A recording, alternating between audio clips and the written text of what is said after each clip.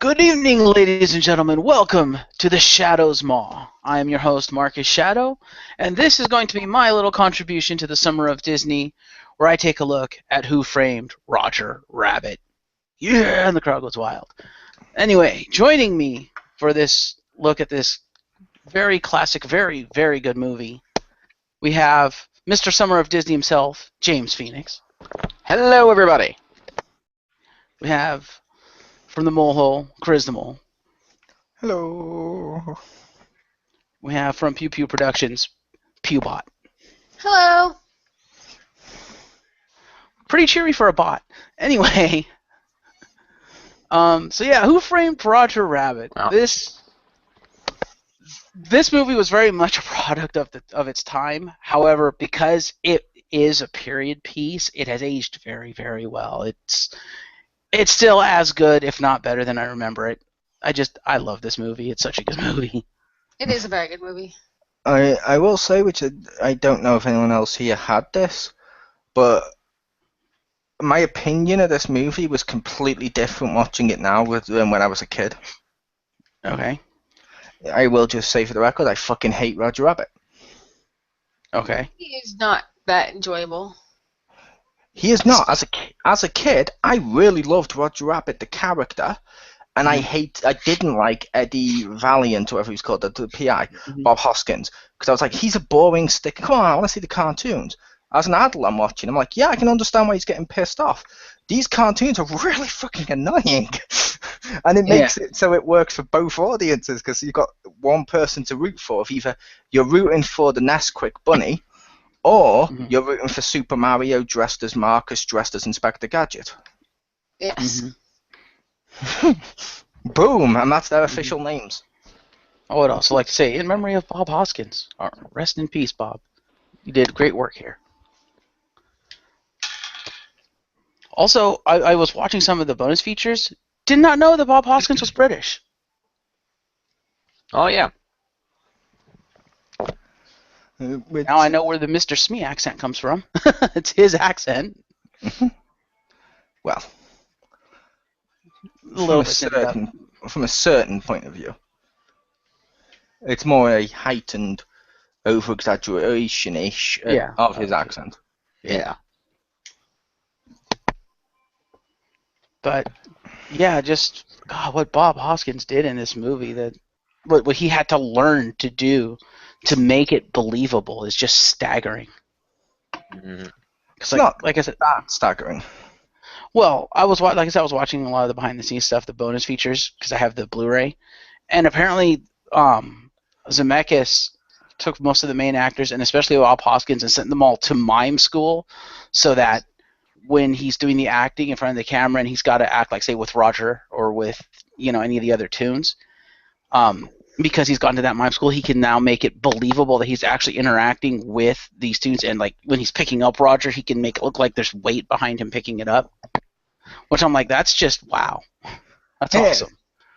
It is. The only reason I say not that impressive, I mean, it's good that he did that, but the only reason I said not that astonishing is because it's like around the same time that Luke did something very similar in Empire Strikes Back, and obviously Return of the Jedi later, but where he basically made the fact of this puppet seem like a real person based on his responses.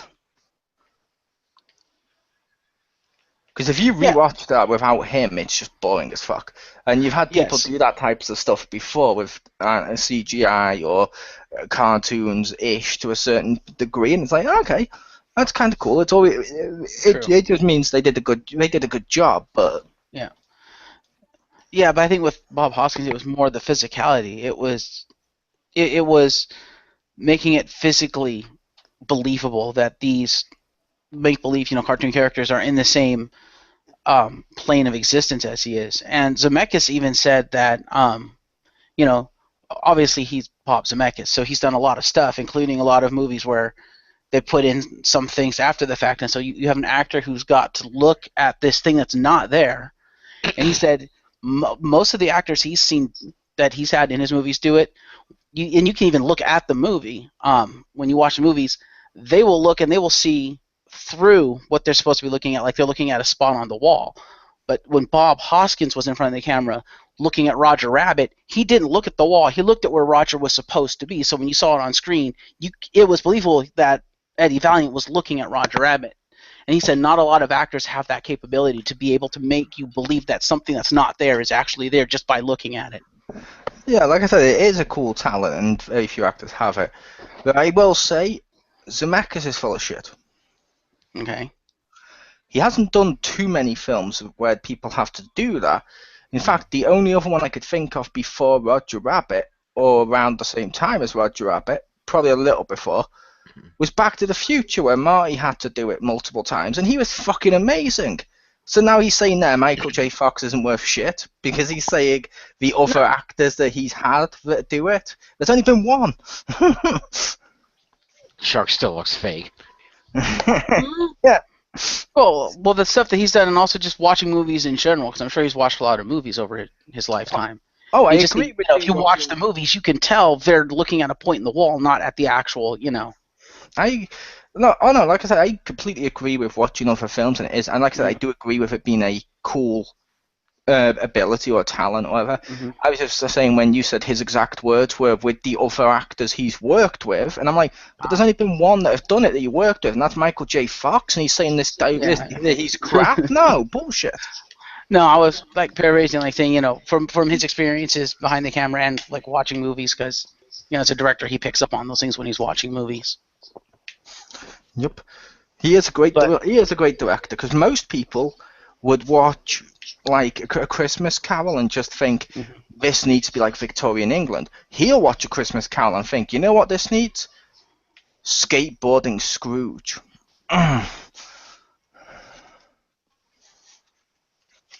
Skateboarding Scrooge. Yeah, literally, Christmas Carol with Jim Carrey. He skateboards across the rooftops and stuff like that, mainly because he put in loads of scenes that would look cool in 3D. Fair enough. And I'm like, you're using 3D wrong. It's meant to enhance the movie, not be the movie. We don't need skateboarding Scrooge. I prefer Scrooge on a pogo cane. Fair enough, but as someone who saw the movie in 3D, it did look really good in 3D. Oh, I've seen the movie in 3D. In fact, I own the movie in 3D Blu-ray. I saw it in 3D in the theaters, though, the good 3D. It's the same. Really? Most current 3D technologies, like the ones in PlayStation stuff, they don't give you like the two colored lenses. It's like the proper like the same glasses I get from the cinema work on my TV. I know, but the 3D TV, it's just not the same as the 3D in the movie theater when it's very big and in front of you and everywhere. I'm going to make the case it's the same, only because, like with my TV, I get the benefit of the TV is placed perfectly in this room, which I did do, and I did measure it and test various angles, so that sitting in this chair, I get the perfect 3D view. Whereas in the cinema, if someone's taken that sweet spot and you're sat like on the aisle, it looks like horseshit. Fair enough. Got a point. To the point I had to go see Dread 3D twice, because the first time I couldn't get a middle seat and I was on the aisle and most of it looked blurry, so I went back, rewatched it, sat in the middle, and was like, Nice. It's like the same film, but I can see what's happening. But yeah, Who Framed Roger Rabbit? It's basically a 1940s film noir piece, hard-boiled detective, old school hard-boiled detective story, but merged with Warner Brothers Disney style cartoons. It's weird. It shouldn't work, but it does. Fuck yeah, Betty Boop. Yeah, they had Betty Boop, they had Woody Woodpecker, and they had loads of Warner Brothers and Disney. They had loads, but I just mentioned Betty Boop only because I know most people who mention this are like, oh my god, Bugs Bunny, oh my god, Mickey Mouse. No one says, oh my god, Betty Boop. And I kind of like the old Betty Boop cartoons. My mom would probably say that. Boop, boop, be-doop, boop. And I love that they put her in black and white. They did. Although she was unemployed because there was not much work since cartoons went to colour. Yep. Well, she was a hostess at that club. She was a waitress, let's be honest. Yeah, she was a waitress, and she said that line of, yeah, there's not been much work since cartoons went to colour. Yeah. Yep. Yeah, I love all the little references and in jokes and stuff they put into this movie regarding, the different animated properties and, like you said, the black and white V color thing. And Oh, I have to mention with that what I mentioned to you at the beginning, Marcus, before we recorded. I Okay. think that internet rumor that was going around, like we mentioned, I think it was fake. Probably. Because there was that internet rumor with the Roger Rabbit fact that everyone likes to spew of. Oh, no, if one person's character appeared on the screen, the other one had to too. There was entire scenes of stuff like just Dumbo on his own, no Warner Brothers cartoons. Yep.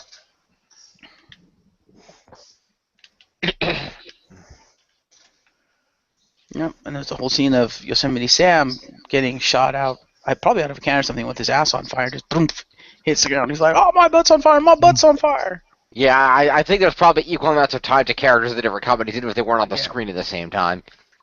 Yeah, there's probably equal, but that's the best way of doing it. Yeah. But I know people were like, they had to be on the screen at the same time, and I'm like, when we watch them, like, wait a minute, have they even seen this film? They're not on the screen at the same time, and like I mentioned to Marcus, when they are on the screen at the same time, like Bugs and Mickey, I put it to you, you can go and see fucking thousands of films where you get scenes of just Mickey or scenes of just Bugs. How many films can you see with both of them side by side? That makes that scene awesome. Mm-hmm. Though I will say, I think they made Mickey kind of a dick. Well, Good, yeah. I think Mickey Mouse Clubhouse already did that. I was like, he's already a dick. We don't need more. He's a dick, and I'm pretty sure, and there's nothing wrong with this, but I'm pretty sure he's a cross-dresser too. Ha. Why not? We know Bugs Bunny's a cross-dresser. Why shouldn't he be too? Yep. Although I was actually referring to the fact he did cross-dress. Ah. In one of the Mickey Mouse clubhouses, he literally, to pick up something so that his wife wouldn't care about it, wouldn't know or anything, he dresses like Minnie Mouse with the dress and puts the bow on his head so he looks just like her, and goes out with Donald dressed up as whatever the hell her name is, the Daisy. female Daisy. They both go out dressed as their wives and say to like Clanabelle, oh yeah, and do us a favor, we want to keep this just between us, so please don't repeat this back to us or anyone else around the same time, the cow and stuff. And I'm like, that's kind of funny that he tried that. But that's neither here nor there. I don't know. Yeah, I don't know. Am I the only one getting echo? Are you getting echo? Yes. I don't hear it. I think the echo is coming from your end, Pew. Like, Yeah. we're hearing ourselves through you, only slightly. But you're on my headset. I mean, I could lower the volume of, like, I hear my headset, if that does something. That could probably help. Maybe. Yeah, Okay, that's now like- you're at 92. How does that sound? Okay. I don't hear it now. Okay. Yeah, think sounds we're okay now.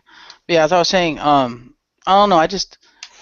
Whenever I think Mickey Mouse and I think Bugs Bunny, I never think Mickey Mouse is as much of a dick as Bugs, because with the Warner Brothers humor and how their cartoons, ran, Bugs was always doing the "ain't I a stinker" and stuff like that, and just always taking the piss and fucking with other characters. Whereas to me, Mickey never really did that. And in this movie, it's like with Mickey with Bugs, it's like he's not gonna like that.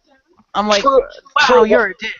Yeah, but Bugs does it all in, Bugs always does it in good fun. Even when he's doing something like bad to somebody, it's in good fun. It's because they were an ass to him first, or because it's just, it's all in good fun. He's not intentionally trying to hurt anybody or intentionally trying to be a dick. It's just basically them bad guys getting comeuppance and whatever. Whereas with Mickey, it just seems like he's being outright mean. Yeah. I would also make the case that's because it's not Mickey Mouse. Okay. As we saw on the very first opening of the film, the second the cartoons that we watch wrap up, the baby suddenly stops being cute and starts acting all like with a gruff voice, like yeah, okay, and starts going off on his own. Which me and Betty Boop's now working in a club and stuff. This isn't Mickey Mouse from the Disney cartoons. This is real Mickey Mouse because in this world he's an actor that plays those cartoons. That is true. This is true. I didn't think about that.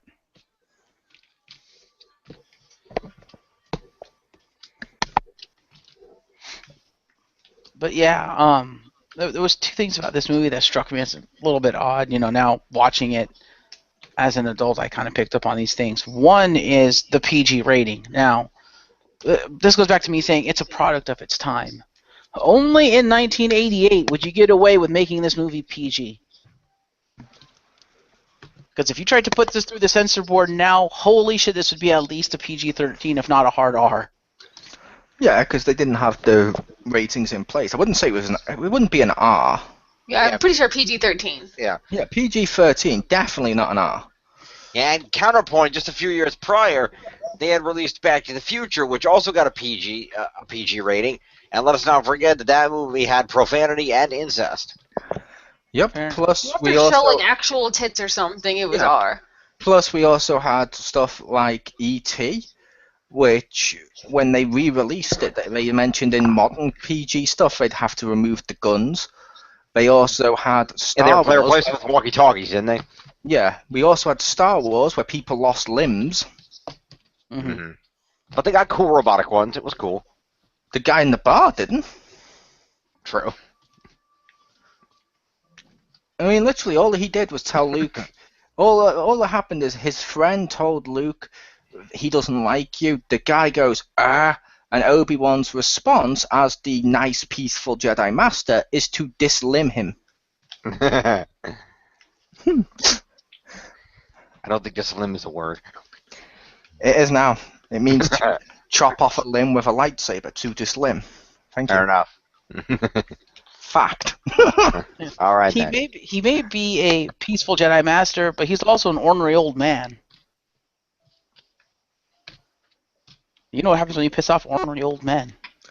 I know. Yes, if I well, and not even the old part, because if I recall correctly, the last time we saw him, he not only chopped the dude's limbs off, he then assaulted him and left him burning half on fire in lava on a planet somewhere.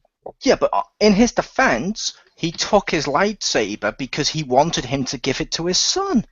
He didn't say it out loud, but it was implied by all of his screaming in pain. And I hate you! I hate you! That's clearly give my lightsaber to my son and give him my regards. You've got to read in between the lines. Do you not speak, Set on Fire? Yes. That must be a really small gap between those lines then. It's implied with his eyes. Yes, the eyes that are burning holes through the back of Obi-Wan's head as he's walking away.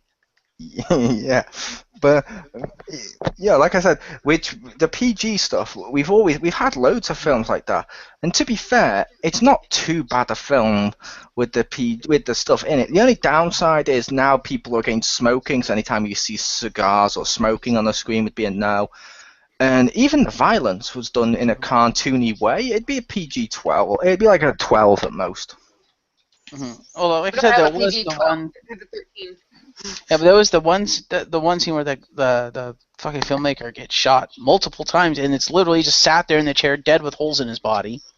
There's the brutal graphic murder of a tune and dip, which I'm sorry if you're a young kid watching that.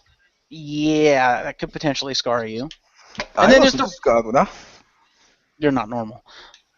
I wasn't scarred with that, and also when I rewatched the film, I watched that with my nephew so we could see it for the first time, and I got to see him also go through the same thing I did if he liked Roger Rabbit. There's nothing horrible about that scene. It's overly graphic if you think into it way too hard as an adult. It's like, who here likes the Christmas movie Scrooged?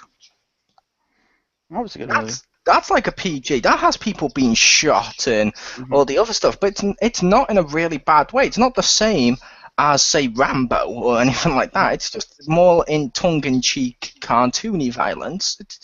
It's fine. It doesn't hurt anyone. And then, of course, there's the rampant alcoholism with Eddie constantly drinking scotch, and then, like, he goes into that bar, and it's like, you know, if it was a standard bar, like maybe like a Cheers or something like that, okay, fair enough. But he goes into this bar, and there's nothing but racks upon racks upon racks of hard liquor. I'm like, wow. I mean, it fits the time period and the whole film noir thing they were going for. I'm like, okay, this bar is not PG, dude. I would say that is PG. Not necessarily because people don't like alcoholism, but he didn't go too far into alcoholism. But we see, like, even though he should be alcoholic, we see Tony Stark drinking in Avengers. Homer's always at the bar or getting drunk. This is true. Like I said, it's just a nice. Yeah. It's a PG film. It's just one that's got some grown-up tones to it. But like I said, it's not bad. It's not bad. It's not overly horrible, or it's not going to scar children for life or anything like that. It's just a nice cartoony toon film. Yeah. No beer, no TV, make Homer go crazy. Yeah. Fair enough. I don't know. Maybe I'm just old-fashioned, and I don't know. Because I just watching it as an adult, I'm like, I think wow, this is PG. But you were happy when it came out. Drop the fashion, and I think you got it right. Yes, I was there when it came out, and I was a kid when it came out. No, you weren't. Pretty much haven't seen it since. So this is like the first time I've seen it in like 10 years, 20 years, something like that. You're about 25 when it came out. Fact. No, I wasn't. But anyway. Fact. Too late. He declared it. You were never a child. You were born an old man. You're Benjamin Button, but without the getting younger. I don't know. People might beg to differ. Anyway. Chuck disease. Ha. Nice. Resurrected. I love it. No. But no, like I said, I understand where Marcus is coming from with that. But as someone who looks after kids and stuff like that as well, as the flip side of stuff like if it was drugs or anything really bad, I wouldn't let my nephew watch that. But something along those lines, I'm like, it's not that bad for a kid. It's like a scone. And the kid doesn't go, oh my god, he's an alcoholic. The kid just thinks he's drinking, and the kid just thinks, oh, look at the cartoon rabbit. No, technically speaking, I think it is going to scar your kid for life, but it's not that scene. It's the, oh my god, Judge Doom has freaky toon eyes. It's going to scar your kid for life. To be fair, that was kind of freaky. I didn't mind but his it was his laugh eyes. that made me, like, freaky. No, I didn't even mind his toon eyes. When I saw his toon eyes, I was like, okay, it's very cartoony. Even as a kid, I was like, that's cartoony, that's fun. Fair enough. Or the horrifying murder of toons in the toon murder liquid. See, that's what I was talking about. That's what I was talking about. Where he takes the toon shoe and just literally graphically murders him in the dip.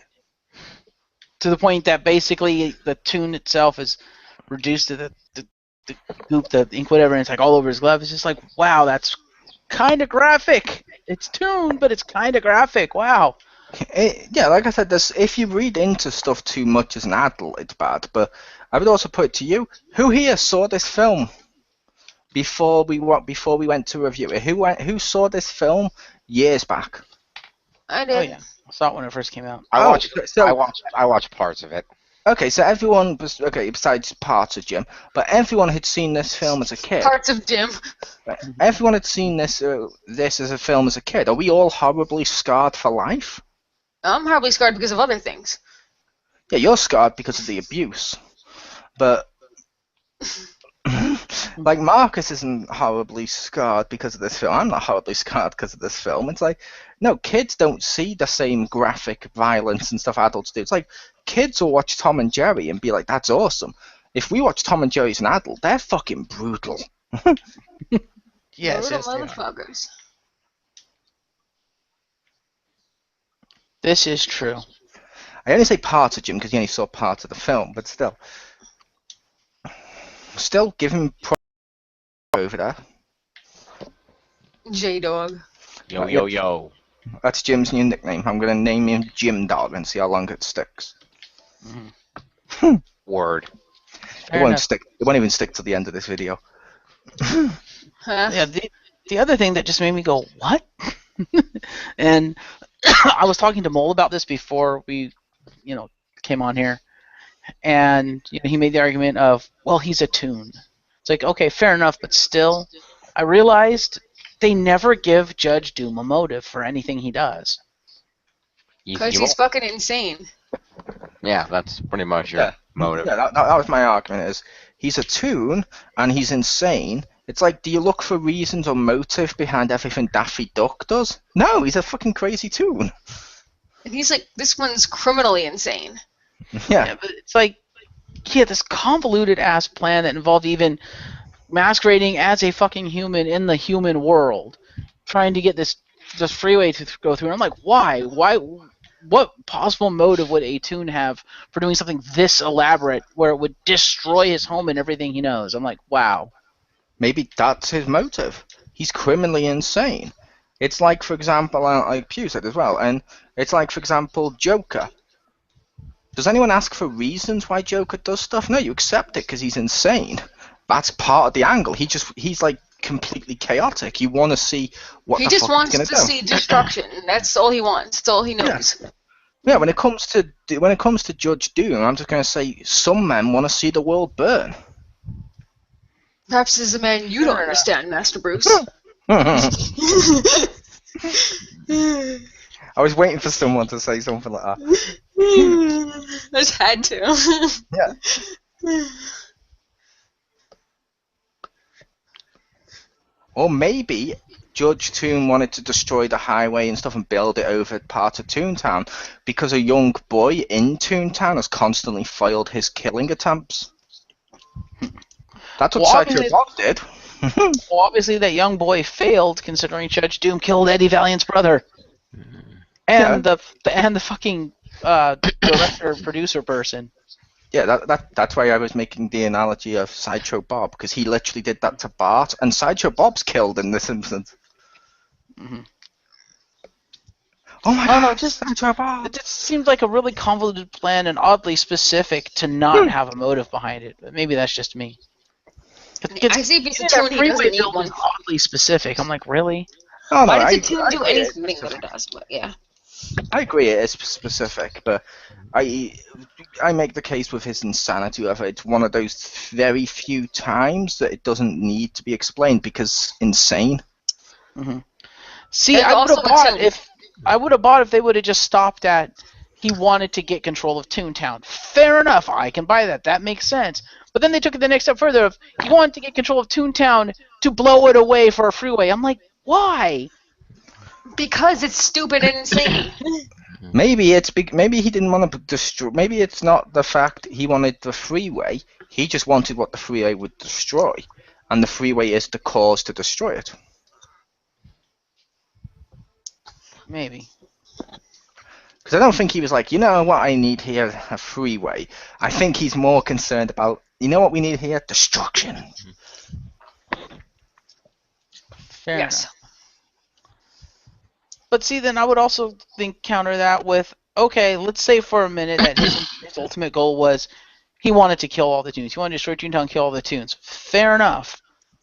Why would you need the freeway to do that? You already demonstrated you can kill Toons. You have created a manufacturer, dip. You're about to kill all the Toons with dip. What's the logical reason behind I need a freeway through it? No. Kill all the Toons. Toontown is yours. There you go.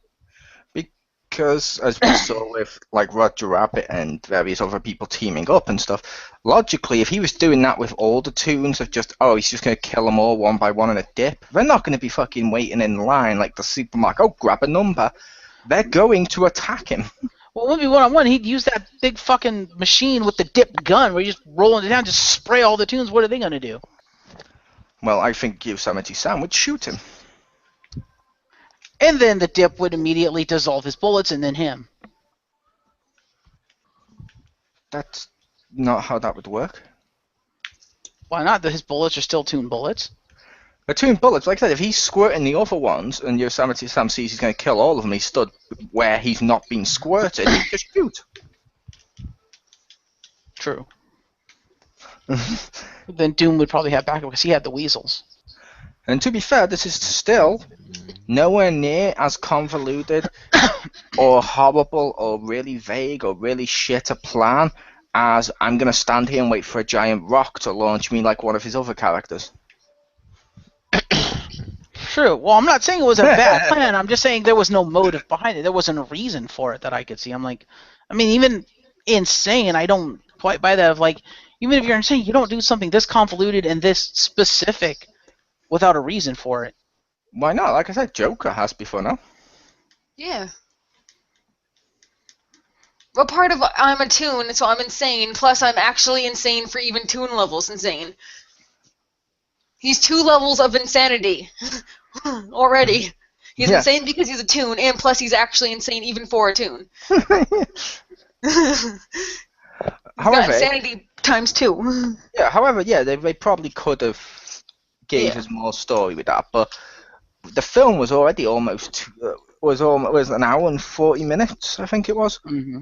That's pretty long back then for a film with cartoons in it. Mm-hmm. Yeah, the rest of the film is great. It's well written, well acted film. It's just when it was over, I realized, there's something missing here. Yep. Which, like I said, it could have. I could see why you'd want it fleshed out more. In that regard.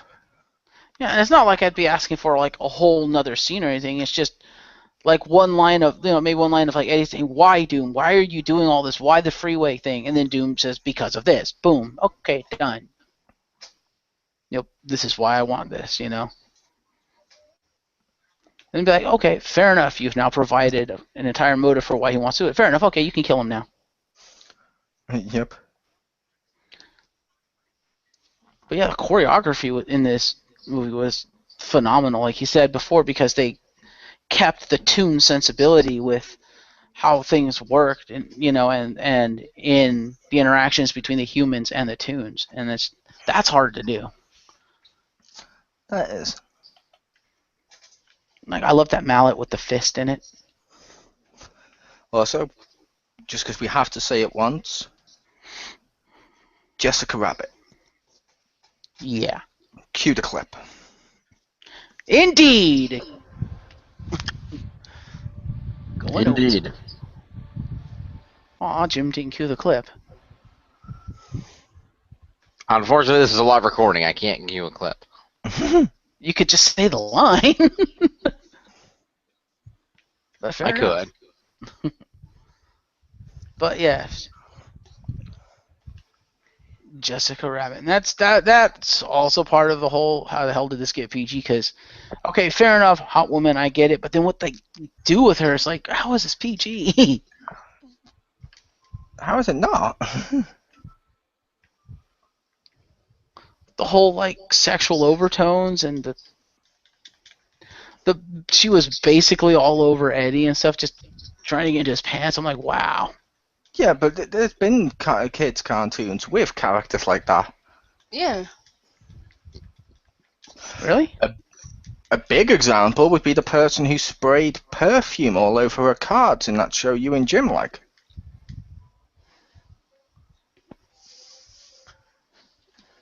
I don't know if she was that overtly sexual in nature. Her name's literally My Valentine. Yeah. She's basically walking breasts, like Joey says, because she literally has no other purpose. Yeah, she even has like a massive rack on her and stuff. Which is fine, but like I said, it's not like she's overtly sexual in her actions and stuff. She doesn't do much. Not like Jessica Rabbit, who's basically, they basically made her like effectively like a 40s chick of, she knows she's sexy and she uses that sexuality to her advantage. Yep. Which, like I said, that's not that does the fact we don't see sexual stuff. It doesn't make it not PG, unless you're now saying the Muppets are not PG because of all the time Miss Piggy's done that. Unless you're going to also say that that's different because you don't find her attractive. In which case, that would be wrong. That would be wrong. Oh, come on. Who doesn't love waking up in the morning to that fresh smell of bacon? True. No, I mean, it would be wrong to say, well, if I don't find them attractive, it's okay. It's like, no, that's not how that works. Yeah. Yeah, there's been loads of kids' characters who have that diva or Scarlet or Vixen type personality, and it's like, it's not bad as long as they don't actually show the sexual stuff. Mm-hmm. Fair enough. What does Jim think of all this since he's been silent? Yeah, I think it's okay because it's the idea is okay. She is she's supposed to be an attractive one who's using her looks to to her advantage, and I think kids can understand that basic concept. The sexual portion of it, no, but kids understand that okay, she's pretty, the boy thinks she's pretty, therefore he's going to do stuff for her. That's a basic concept that even kids can understand.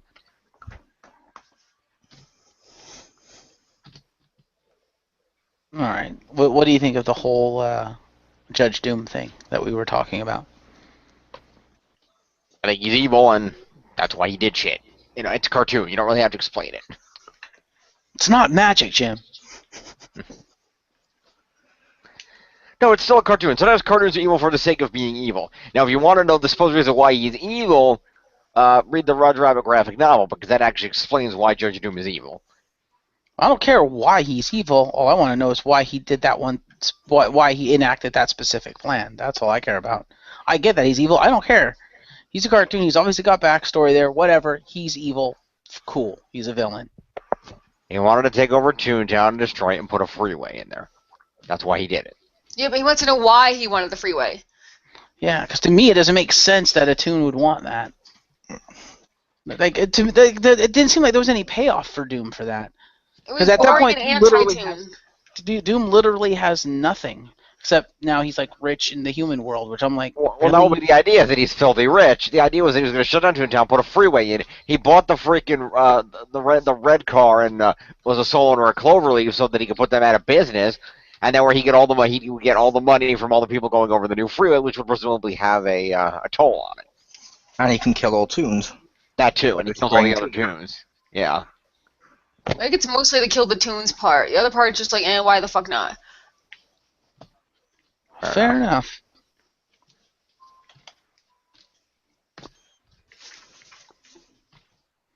But yeah, aside from those things, like I said, there's really not much bad about this movie. Great writing, great acting, both live action and voice acting, and I love the fact that when Fleischer came in to do the voice, he insisted on having a Roger Rabbit costume, so when he was on set, he was wearing the costume so he could get into character. I'm like, that's cool. Mm. And I also love that when the studio saw like the first cuts of the movie, because they hadn't done any of the like animation yet, so all they had was the live action footage with Fleischer in the costume. They looked at that, saw the costume, was like, wow, this movie's gonna be shit. Mm. And Zemeckis was like, you do realize we haven't done any of the animation for it yet, right? Yep. But I also love when they did the pre-screenings for this. Zemeckis himself will even admit, yeah, they kind of fucked up.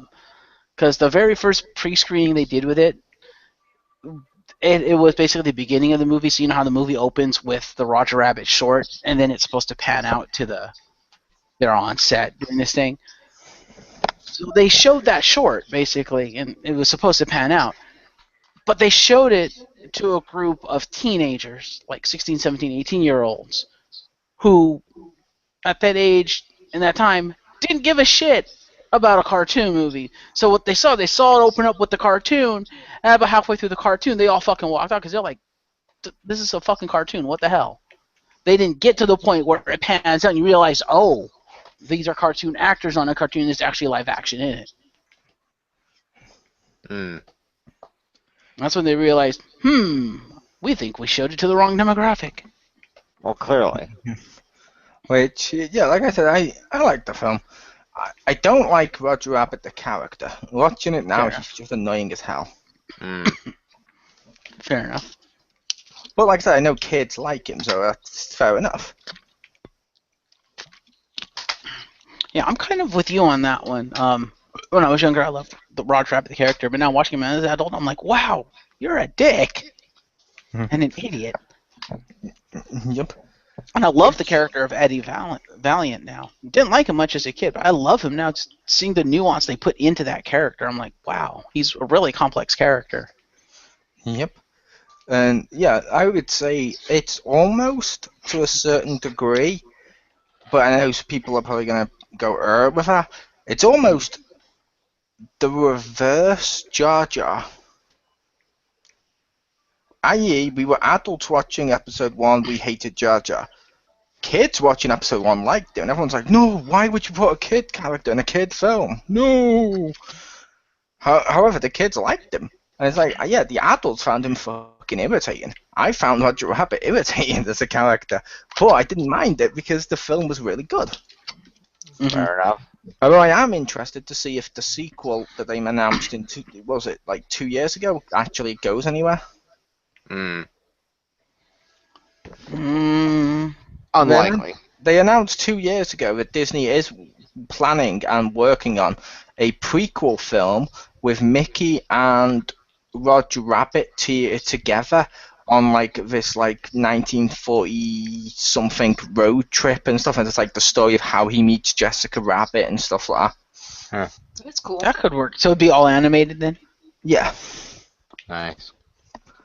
That'd be cool. It'd either be all animated or it'd be animated live action, because let's face it, the toons were also in our world during it, so during the film, so it could be both. It just wouldn't be Warner Brothers too. Which is too bad. Because it'd be awesome if they did a prequel like that to also show like how Mickey and Bugs became friends and stuff. That'd be awesome. It would be, although I'm going to make a point here, which I know Jim's going to smile at, because I'm actually going to defend Disney for once. Okay. Okay. Who the fuck gives a shit about Bugs Bunny nowadays? I don't mean that in a bad way.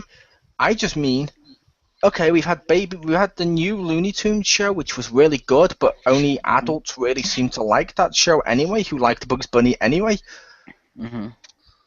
Kids will go, oh my god, Mickey Mouse, and wear the Mickey Mouse Mouseketeers, whatever you want to call them, ears, and they'll go, oh my god, I want to go to Disneyland, oh my god, it's Mickey Mouse, oh my god, I love Mickey Mouse, oh my god, Mickey Mouse for Disney Infinity, oh my god, Sorcerer Mickey, oh my god, Keyblade Mickey, I want this Mickey. I've never heard anyone say I want Bugs, because unfortunately Looney Tunes as a brand has fallen so far behind that they're not worthy of sharing a screen with Mickey Mouse this day and age. I know that's a bad thing, but it's sort of like Power Rangers in space, where they share the screen with Next Mutation. Nowadays, the new TMNT, the new Turtles cartoon is so fucking good, I never want that to cross over with Power Rangers. Or it's sort of how we felt with the Flintstones meeting WWE. I was like, no one gives a shit about the Flintstones anymore. Ironically, it's two brands, one which people care about, the other one no one gives a shit about. Scooby-Doo, WWE, people cared about both properties, great film. Flintstones, WWE, no one really cared about the Flintstones, and I'll be honest, it's not a good film. Most likely because the best part of it was more of a guest starring role, and that doesn't work. Yeah. But I don't know if anyone, I don't know if Jim or Pew would agree with that. I agree with that, because if nobody cares about one of the properties, then there's no point. Yep. I agree, but at the same time, I feel like the Flintstones is timeless, and that there's still a lot of people who care about the Flintstones. I wouldn't say they're timeless, because I know like a lot of people didn't like the Flintstones when it was on, let alone now. Which is fine, but there's a lot of people who did like the Flintstones when it was on, which is why it was one of the most successful cartoons of all time. Yes, but that was sort of my point, Jim. I cared about the Flintstones. I loved the Flintstones.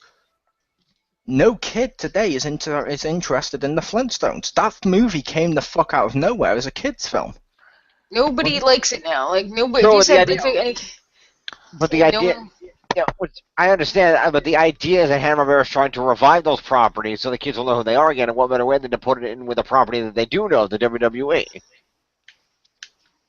Yeah, it just didn't feel good like it did with. It felt like it felt good with the Scooby Doo one. And like I said, I actually like the Flintstones. I love the Flintstones. I own most of the I think I own all the seasons that they released on DVD. I love the Flintstones. I even liked the Flintstones when they were kids and when Pebbles and Bam Bam grew up and got married and all those shows. I like them. Hell, I can even tolerate the live action Flintstone stuff. I just don't think Flintstones in today's world is held to the same esteem as WWE. And that doesn't mean WWE is such a great company. It just means it doesn't belong. It's like, It's not as popular. yeah, it's like Bugs Bunny. I love Bugs Bunny. He's a great character. I love Tasmanian Devil. But Mickey, Goofy, Donald, and stuff like that, they've still managed to keep reinventing themselves and staying relevant. And it's that relativity which is the problem with sharing a screen. Looney Tunes show. Which, like I said, most of the reason that's got such low ratings, and they've done the polls on that, mostly adults watch that show. Ah. Yeah, I even tried to get like my niece and nephew to watch the Looney Tunes show. I fucking love that show. Lola is the best part of that show. Mhm. But I love that show. They didn't like it as much. Because it was mainly written as like an adult-ish sitcom, and it's like, that doesn't work for kids. Yeah, Fair enough. this is true. But the idea If- of that, like, the idea of that sequel of like meeting Jessica Rabbit and being with Mickey and all that stuff, that could be really fun.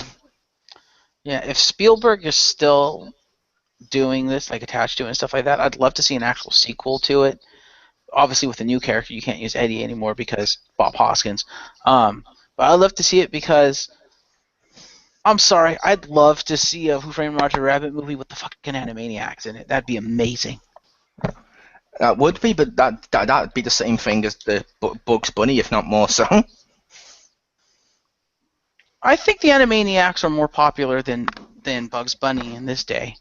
With adults, I mean about with the kids who would be the audience for the PG stuff, they're more likely to have seen Looney Tunes back in action because that was newer than they would have Animaniacs from the 90s.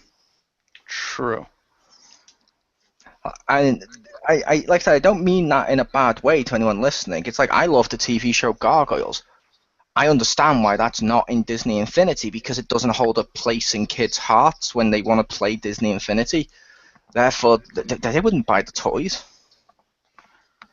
No, I think Disney Infinity would be different to, like, say, making this movie, because I can understand what you're saying about the relevance and popularity with regards to putting them in the movie. Fair enough, that makes sense. But with a video game, especially one like Disney Infinity, there's almost no reason to not put the Gargoyles in there because, okay, a lot of the kids won't go buy it, but a lot of the like older teens and like adults who also play this game and buy figures, not only play the game but for collectors' purposes, would buy it. You'd still have a high sales of Gargoyle stuff if you put Gargoyles in there. You might do, but the counter thing to that is the collectible people who collect all the Disney stuff buy the figures regardless of who they are. The adults who buy the game will buy stuff based on the stuff anyway. All they'd be doing is just having a load of figures that it's less likely kids are going to want for Christmas, which is a big selling point to go one-on-one with Skylanders. And now, Fair enough. technically Triple Threat with Lego, but yeah, like I said, the idea of the prequel sounds cool. I'd love to see I'd love to see a sequel to Roger Rabbit, not a prequel. I'd love to see a sequel. Same. Yes. But Everything. I would do it different. Okay. Okay. I wouldn't make it live action. Okay. I know this may sound weird. I would love to see the film done, and I'm not saying it like this just because Marvel is owned by Disney before people say that, but like a sort of like a civil war brewing within Toontown between 3D animation and 2D animation. That'd you be could fucking see, awesome. like Mickey Mouse meet Buzz Lightyear, and the interactions between those two, or oh my God, now Lightning McQueen is meeting the red car and stuff like that. It'd be fun. That'd be awesome. Nice. And I think people would like it because there is genuinely with the audiences nowadays, there is that, like in the 80s there was that stigma of cartoons are just for kids. It will never work with live action. The two, which one do you put? You have to prefer like one or the other. It wasn't like today where people are more embracing of people liking all stuff, but there's still that mindset of which do you prefer, 2D animation or 3D animation? I think a crossover like that with Roger Rabbit would be fucking awesome. It would be. Yeah, I it think would. you should write it, Mole.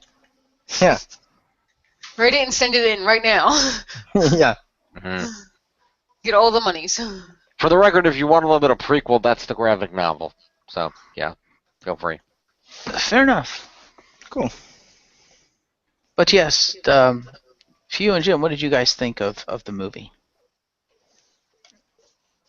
I really loved it, and they had this whole Disney Imagineer interactive thing there. So I was part of that when they did the Roger Rabbit thing.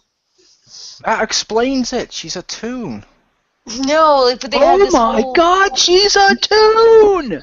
At last, an explanation for all things Pew. Thank you. I've been waiting for this moment. Jim, hit the applause button. We have our moment.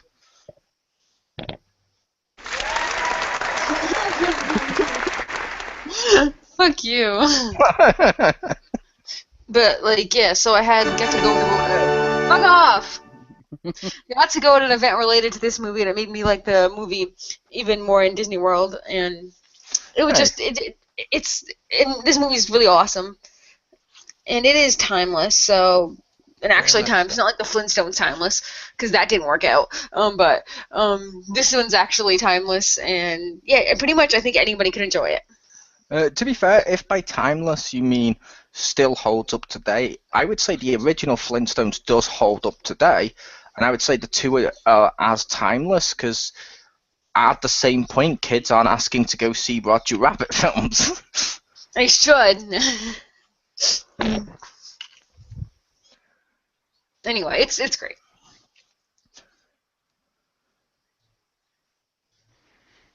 Jim? I agree. I like the film a lot. Like I said, I haven't watched it in a long time, and really the whole thing through. But it's a really great movie. The story's a lot of fun. Seeing the cartoons interacting with the human actors is great. Roger as a character is annoying, but I think his purpose is to be annoying. He's supposed to be annoying to Eddie, but then come around and make you like him anyway. That was kind of the purpose, so I think it worked for that. And overall, I think it's a good movie, and I think people should go see it. Also, I still say the best scene in the movie is the Daffy Donald piano fight. That was awesome. Does anybody understand this duck?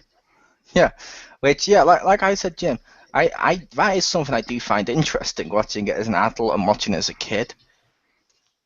Like I said, as a kid, to me, Eddie was annoying with his boo, I don't like the toons mentality. He was annoying as hell. As an adult, I'm like, I completely understand where you're coming from. Roger Rabbit is really annoying, but it's like, which means it's ironically whatever age rating you go on, you've got the same dynamic. Yeah. Which not a lot of people could pull off. It's true. It's true. Also, Pew is a toon. Fact. Fuck off. We heard it here. She was created in the Imagination Center, or whatever it was called. It is now Imagination. It's called the Imagination Station. Clearly, Imagination. it's the Imagination Station. Mm-hmm. It's Figment, But Yep. Mole, your final thoughts on the movie? the dragon, who is also imaginary. Yeah. No, like I said, it's a pretty good film. I don't know if kids today will like it as much. Like I know, like I watched it with my nephew and stuff. He enjoyed the film, but he didn't seem to enjoy it the same way he does new cartoons or new animated films and stuff like that. So you know what I mean? Because it was like he found it a little dull for him as a kid today, which I understand. Especially because, like I said, some of those cartoons in there, like Dumbo and like Bugs Bunny and stuff like that, they're not ones kids are infinitely familiar with today. But as a kid growing up around that age, I really loved Dumbo. I did like Dumbo. That's one of the best Disney films, and in my opinion, one of the most underrated. I'm not saying it's the best, but no one ever puts Dumbo up there. It should be. It's awesome. But yeah, like I said, as an adult watching it, it's still fun, and there's new parts I can enjoy, and it's almost got that nostalgic aspect for an adult with the old tunes in there. So yeah, I liked it. Would you recommend it? It depends who you are. Fair enough. It's freaking like at ShopRite for like $2. Just buy it and watch it. Yeah, but the reason I say it depends who you are, Pew, is if you're too young to appreciate who all these cartoon characters are, you're not going to enjoy the film as much. They can easily spend for like $2, $3, $4, $5, however much it is, and buy like I don't know, like say Volume 1 of Turtles or a SpongeBob film, or like one of the Pixar films has been reduced to clear or something like that, which would hold more weight with the kid today. So yeah, like I said, it depends on what you're buying it for. Okay. Fair enough. Jim, I have to ask you a question. Ask me a question. Marry him. No, I'm not. Does Disney currently hold the rights to Roger Rabbit? Yes. Yes, I believe so, because it was released by Touchstone Pictures, which is a subsidiary of the Walt Disney Company. Plus, Okay. they do, because I mentioned to you, like, because it's owned by just Disney now, to like 2 years ago, they announced the prequel with just Mickey. Ah, fair enough. Okay, fair enough. Yeah, because I watched like the previews on the Blu-ray, and it's like it's all Disney films. I'm like, wow, really? Okay, guess they own it.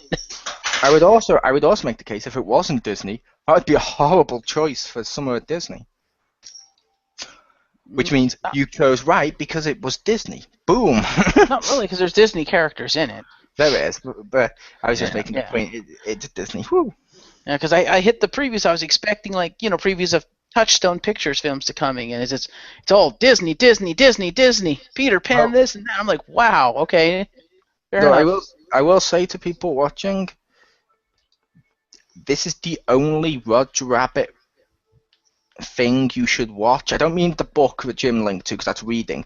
I mean watch, because they also released those 2D Roger Rabbit cartoons, and oh my god, even as a kid, they were horrible. I didn't like them as much. I don't know why.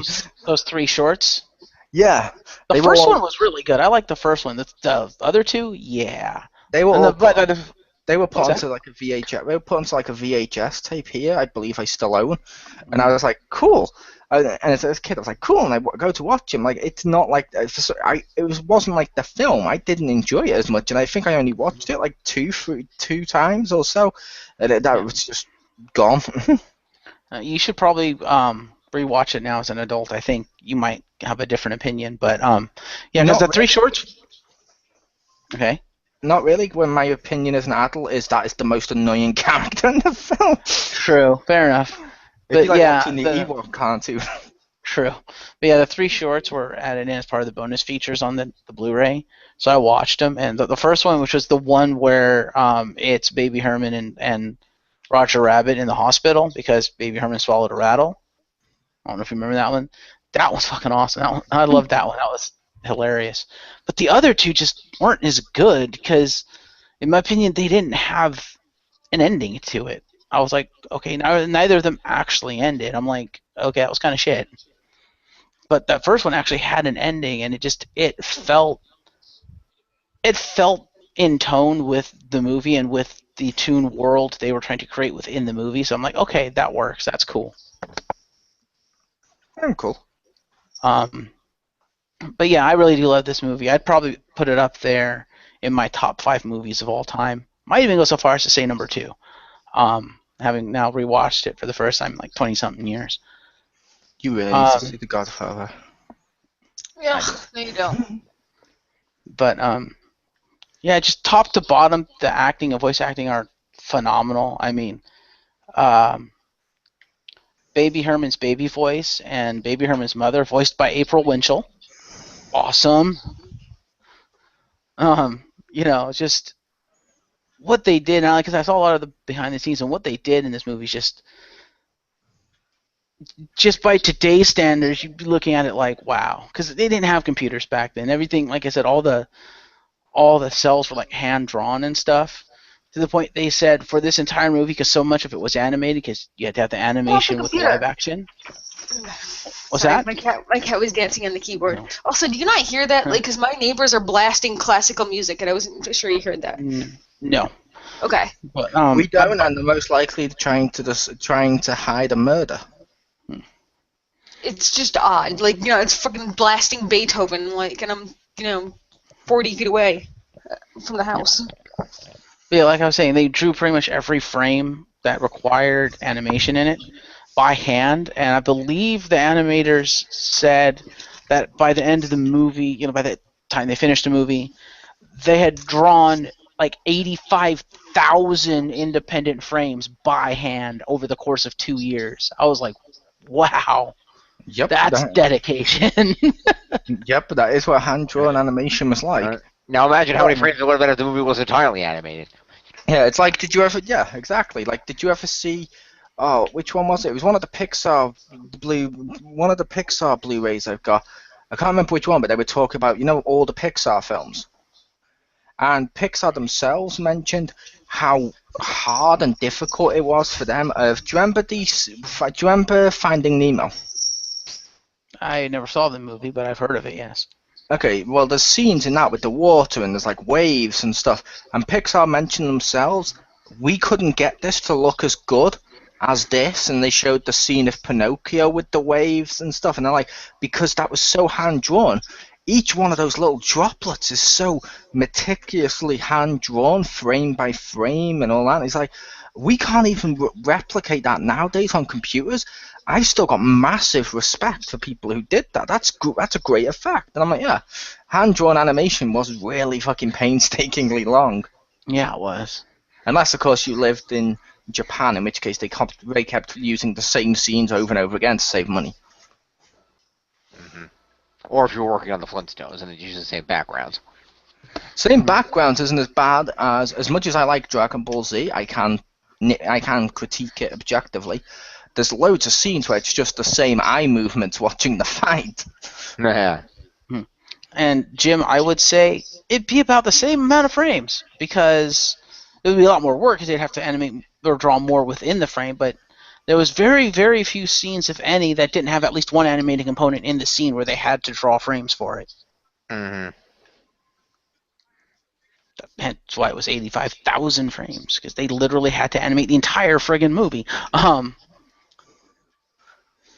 Because they did say if you just took all the animation and ran it, they had for that entire movie about 55 minutes of just pure animation. But it wouldn't have been every part of the movie, because the movie is 1 hour 40 minutes. Yep. Works out about half. Fair enough.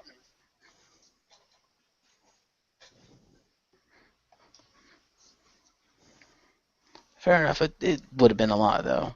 But yes, it's definitely put work into it. Yes. It was impressive. No, just from a technical standpoint, because I love that. That's why I do the movie reviews and stuff, because I love watching the behind the scenes and the technical aspects of making the movie, of what did they do to make it, how much work and stuff went into it, and it just blows my mind with almost everyone I watch. One of these things I watch, and this one's no exception. So from a technical standpoint, this movie's it's phenomenal. And I think a lot of people, especially nowadays with all the computer stuff, and don't get me wrong, doing all the computer graphics and stuff, yeah, that's hard stuff, but I mean, you see something like this, and you see the behind the scenes of this, and you can't help but have respect for that almost lost craft of the 2D cell animation. Oh, I do. Yeah, like I said, I do agree. I will say two things. One, 3D films do still put in as much work, if not more so, because they have to build. They don't just have to draw the frame; they have to build the skeleton of it and animate it. It's still hard work. And the second thing I will say is, I thought the reason you did movie reviews was TV and games were taken. No, at the time TV wasn't taken. I could have taken it from Jim if I'd have wanted it.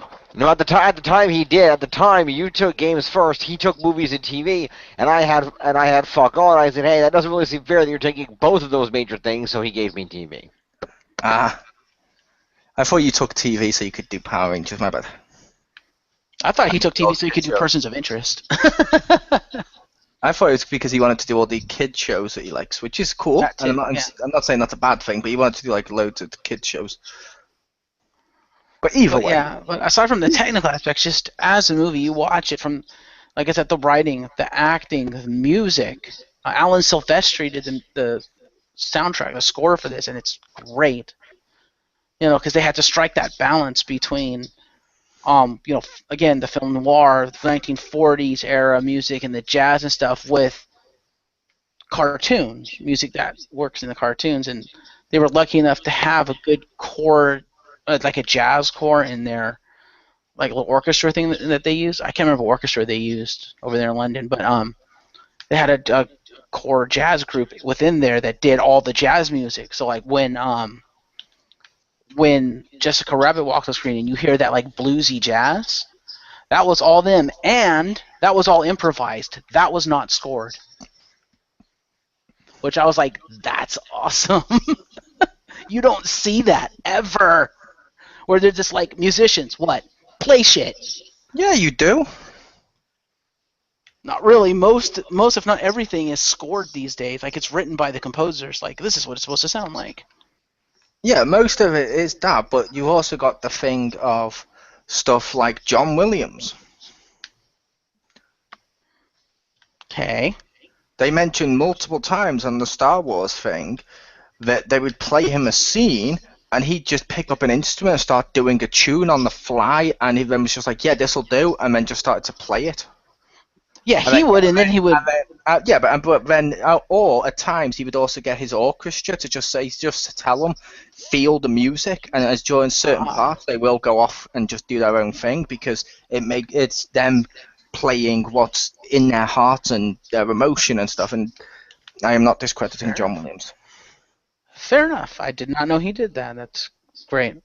And I will say it is an uncommon practice to do that then. From what I can tell. Because that's literally what you just described, literally what they did with the Jessica Rabbit stuff. It was Silvestri just took that core jazz group, sat him down and said, okay, watch this and play what you feel as the scene's playing out. And that's what they did. And that's why you get that sultry, like bluesy jazz, which works perfectly for Jessica Rabbit. Because that's what they felt. And they just played it and then he scored it. Yep, it does. But just from top to bottom, this is almost a perfect movie. Yeah, like I said, you really don't see that often. I can only think of two, and that's, well, three if you include Roger Rabbit, and that is John Williams doing that, and also what Joss Whedon did for Buffy. Fucking people keep sending me Yahtzee requests. During the musical episode, he didn't write the song for Spike or for Giles because James Masters and Anthony Head both had musical backgrounds. He let them get into character and then just do the music and plan all the stuff out and do it all freeform and ad-lib it and stuff based on what they were feeling as the characters, but with their musical backgrounds. And that's why Once More With Feeling is an awesome musical. Nice. Yeah, like I said, this is almost a perfect movie. And in fact, another thing it has going for it is something that would kill a lot of movies in this day and age. It would not kill, but it would make a lot of the movies not age as well, and that is dating the movie. Because you look at a lot of movies that were like made and set in the 80s or 90s, they don't age very well because you're like, okay, yeah, that's totally 90s and doesn't work in today's age. This one, like I've said multiple times, it's film noir. It's set in the 40s, and it's a period piece. And most period pieces, not all, but most period pieces, still age well if it's supposed. You know what I mean? It's like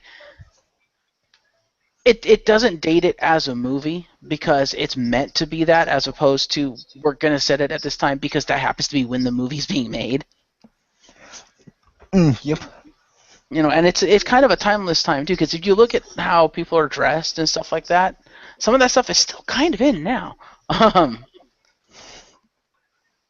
But yeah, the fact that it's 1940s, and it worked also with the cartoons because a lot of the cartoons stuff they used were the cartoons of that era, so it fits. And as Mo pointed out, the only thing that probably hurts the movie right now is the fact that a lot of the cartoons and the references they make within the movie, kids these days probably wouldn't care about, and thus they would not. Definitely wouldn't care about. Like, I don't know any kid that knows Betty Boop. True. And thus, you would not get the kids market for this movie, which is what it kind of was designed to be, which was a kids movie. It was. Which, yeah, the modern day version would be probably Shrek and Buzz Lightyear instead of Mickey and Buzz. Oh, Mickey and Bugs. Sorry. Mm-hmm. In fact, and I love this, the late great Bob Hoskins, he said this movie is probably one of, if not his most proudest moment as an actor, and the proudest movie he's ever made, because he was able to walk into the theater with his kids, sit down and watch it when it premiered. Really? He wasn't that proud of Super Mario? Who was? Oh, come on. I could see him sitting down, taking his kids to the theater and being like, I'm sorry. I could see that too. But yes, I believe you should take us out. Yes. So yeah, absolutely check this movie out if you get the chance. It's a great movie. Like we said, kids today might not be interested in it as much, but if you're looking for a movie to sit and watch with your kids, maybe try to get them interested in it. I think this would be a good movie to at least try and see if they're interested in it. If not, big nostalgia kick for you, and that's always a good thing. So, yeah, that's it for Who Framed Roger Rabbit. Thank you to Pew, Mole, and Phoenix for joining me for this Summer of Disney review. And a pleasure. And I will say, I think we may have almost got the modern day version of this. No. What if the arcade part of Wreck-It Ralph was live action? I was thinking Wreck-It Ralph. Because kids today play more games than they do watch TV. This is true. The kids' version of this would be Wreck-It Ralph. Nowadays would be Wreck-It Ralph if the arcade bit was live action. And if the video game characters actually came out of the arcade cabinets, yeah. No. I said Wreck-It Ralph because there was scenes where they were like, where the people were looking through the screen and the people were still interacting with them on the screen and stuff. Yeah, fair enough. That's true. But yes, Pew, Jim, thank you. Thank you for joining me. You're welcome. He didn't thank me. I already did. Having me. I like being thanked. I did thank you. You were the first one to answer. But yes, I've been your host, Marcus Shadow, and yep, that's been the Shadows Mall. Good night, everybody.